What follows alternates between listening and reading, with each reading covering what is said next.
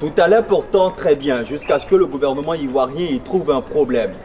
Entreprises agro-business, souscripteurs, tous faisaient tranquillement leurs affaires jusqu'à ce que le gouvernement ivoirien les qualifie d'escroquerie. L'agro-business, ce business qui aura pourtant fait gagner des millions à plusieurs, est aujourd'hui au cœur des revendications, des troubles. Dans cette interview, nous sommes avec le fils de l'un de ses souscripteurs qui y a mis toute son économie. Le fils aujourd'hui orphelin puisque son père a été emporté par la nouvelle brutale du gel de ses comptes. Dans cette interview, nous reviendrons donc sur l'histoire d'une économie gâchée, l'histoire d'un futur confus. Bonjour et bienvenue.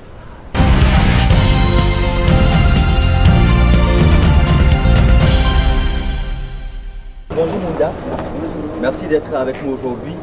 Je rappelle que vous êtes congolais, vous êtes en Côte d'Ivoire du fait de ce problème et vous avez avec vous des documents qui prouvent que votre père a souscrit effectivement. Quels sont les documents que vous avez avec vous? Il y a le contrat et puis le reçu de souscription. Le contrat, le reçu de souscription. Et votre père a mis dans cette affaire combien concrètement? Bon, pas moins de 150 millions. 150 millions de francs CFA.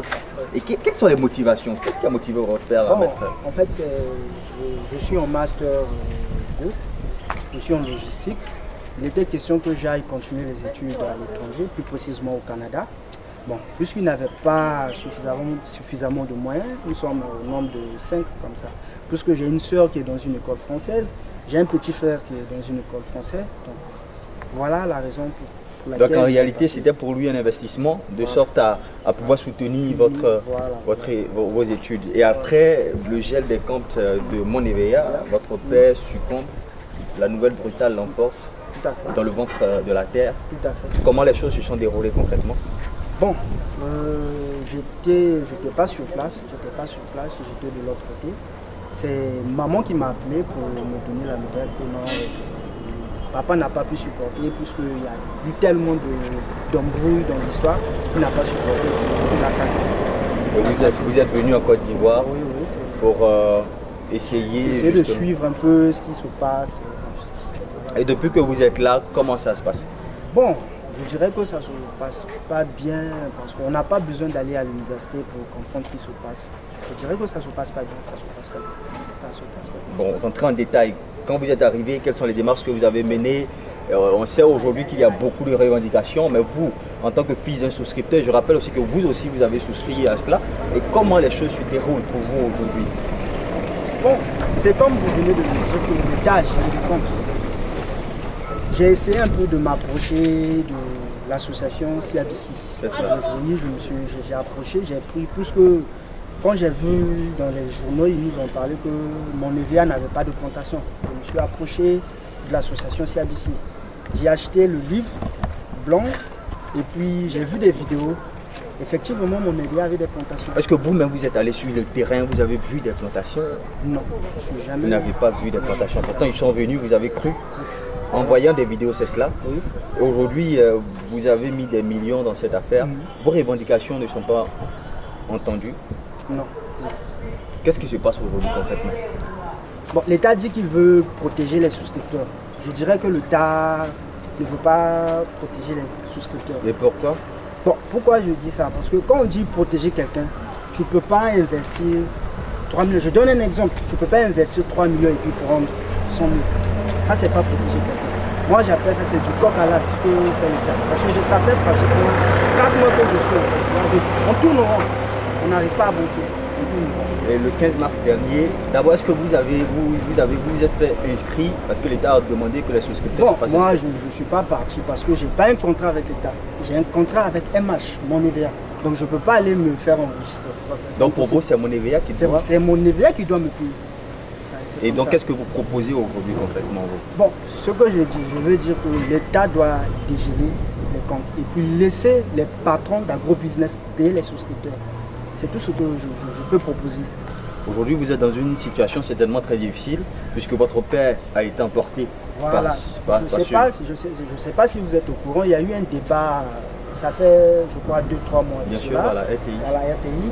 Voici, c'est la cause même qui a provoqué la mort de papa. Parce que quand il a suivi le débat sur la RTI, il a compris que le futur était plus ou moins confus. Voilà. Et aujourd'hui, comment les choses se passent avec vous concrètement, vos études, votre futur, comment vous le voyez en tant que jeune? Déjà actuellement, j'ai arrêté les cours.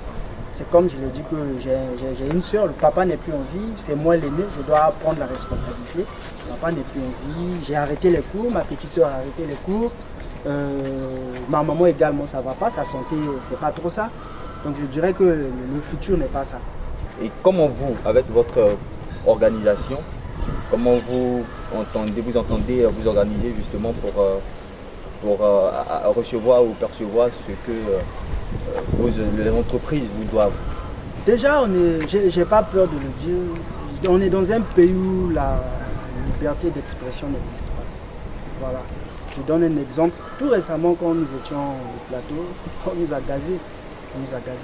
Donc on essaie de voir, je ne suis pas dans l'association CABC.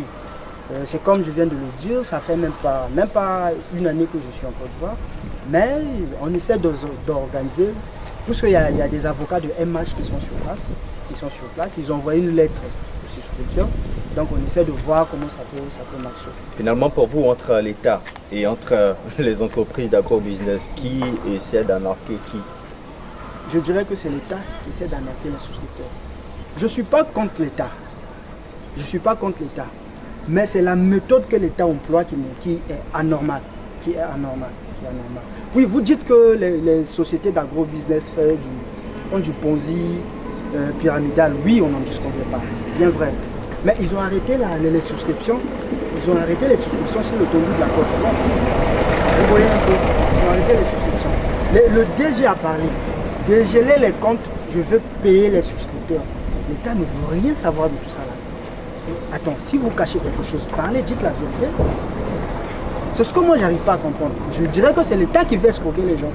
Sinon moi je ne peux pas comprendre, mon papa a investi 150 millions. Ben, je vais aller prendre, je ne sais pas, 2 millions, 3 millions. Mais c'est de la foutaise. C'est de la foutaise. Ou vous ne voulez pas que les gens, comment je peux dire ça? Ou vous ne voulez pas que les gens réussissent comme vous. En fait, c'est de la sorcellerie. C'est de la sorcellerie, c'est pire que de la sorcellerie. Merci Mounda. Voilà. On t'aura compris, on espère que vos mots, vos phrases, votre amertume, cette douleur que vous traversez. Ce qui me fait mal, c'est parce que le papa est décédé. Et ce que je dirais, que ne poussez pas des gens à faire de n'importe quoi. Ne poussez pas des gens à être rancuniers envers des gens. C'est-à-dire, ça m'énerve, ça fait mal. Franchement, ça fait mal. C'est pas normal, c'est anormal. Donc, ce que je peux dire, je suis en train de bégayer parce que ça m'énerve. Ce que je peux dire au gouvernement de dégeler les comptes, que les patrons d'agrobusiness eux-mêmes, ils sont mieux placés pour payer. Parce que moi, je me rappelle, quand je suis parti faire mon contrat, c'était avec mon EVA. C'était pas avec, je sais pas, l'État, un ministre. Non, c'était avec mon EVA. Mais on a suivi des tonnes de publicité sur la RTI. Quand tu tapes sur YouTube, il y a RTI qui fait passer la publicité. Que non, mon EVA, tonton, il y a tel champ, tel champ. Aujourd'hui, vous allez dire que mon EVA, c'est de l'escroquerie. Mais c'est du coq à l'âne. Il y a même des ministres qui ont souscrit. Quand vous partez, ils ont dénoncé les noms sur CABC. Il y a des ministres qui ont souscrit. Aujourd'hui, NCA va dire que, va publier pour dire que mon EVA n'est pas dans les normes. Mais attendez, vous êtes fous. Alors que c'est par eux qu'on passait pour souscrire. C'est par NCA qu'on a souscrit, qu'on passait. Mais attendez, prenez-nous au sérieux. On n'est pas aussi bête que ça. Donc c'est un peu ça. Votre appel ou votre mot de fin que vous lancez, je sais que vous avez pratiquement tout dit, mais une conclusion pour résumer tout ce que vous avez dit. Ce que je dis, ma qu'à dégeler les comptes, qu'on me paye, moi je vais aller continuer mes études. J'ai un master, je dois aller suivre mon doctorat à l'étranger, je dois aller faire des études. Donc, je dois dégeler les comptes, moi je dois aller étudier. Voilà, c'est tout ce que je demande. On ne peut pas faire un doctorat avec 2 millions. Ils sont au courant de ça, on ne peut pas faire un doctorat avec 2 millions. On nous a promis 2 millions à la banque là-bas, c'est impossible. Moi je ne peux pas aller retrouver cet argent. Dégeler les comptes, je dois aller continuer mes études. Voilà, c'est tout ce que je demande. Merci beaucoup Mounda, merci d'avoir répondu à nos questions. Merci. On espère que votre appel sera entendu. Eh bien lui c'est pour ses études, il y en a d'autres encore, des milliers de personnes qui sont dans leur salon, dans leur maison, qui aujourd'hui encore souffrent à cause de cette situation, sauf parce qu'ils y ont mis toute leur économie, comme son père, qui aujourd'hui s'en est allé.